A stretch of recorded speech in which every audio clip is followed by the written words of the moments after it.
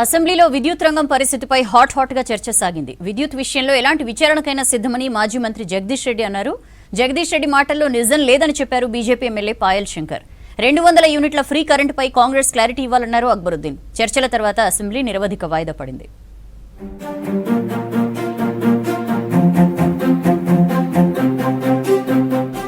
కాంగ్రెస్ హయాంలో రైతులకు 6 గంటలే కరెంట్ ఇచ్చారని ఆరోపించారు మాజీ విద్యుత్ శాఖ మంత్రి జగదీష్ రెడ్డి.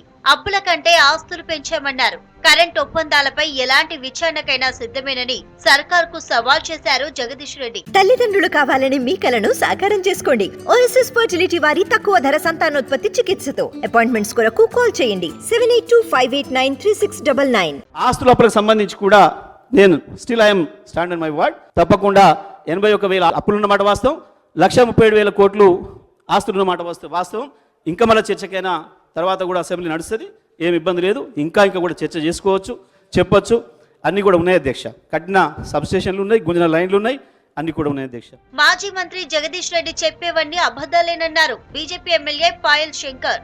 2014 కంటే ముందు కరెంట్ లేనట్లు జగదీష్ రెడ్డి మాట్లాడారని మండిపడ్డారు.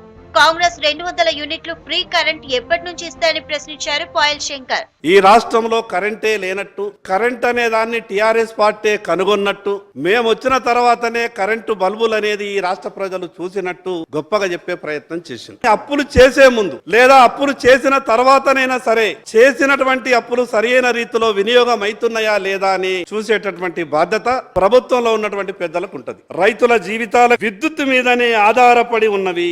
ఈ విద్యుత్ సంస్థల అప్పులు చూస్తాయి, ఈ విద్యుత్ సంస్థల నష్టాలు చూస్తాయి.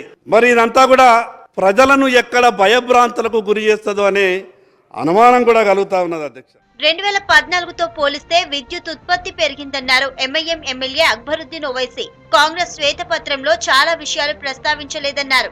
ఇప్పుడు 200 యూనిట్ల ఫ్రీ విద్యుత్ పై కాంగ్రెస్ క్లారిటీ ఇవ్వాలన్నారు Akbaruddin. UG cable bunch cable के लिए भी दरखास्त देते हैं तो वो केबल भी नहीं दिया जाता है. ट्रांसफार्मर एडिशनल होना है पुराने शहर में.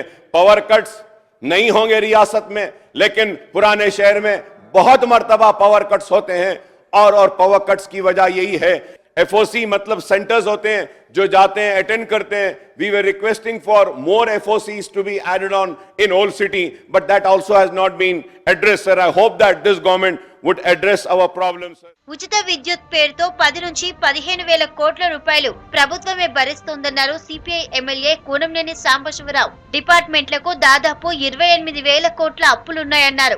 ఎకరాకు సగటున కరెంటు ఖర్చు దాదాపు 1,50,000 నుంచి 2 లక్షల వరకు ఖర్చవుతాయన్నారు. వీటిని ఎలా భరించాలనేది ప్రభుత్వమే ఆలోచించాలన్నారు కూనంనేని.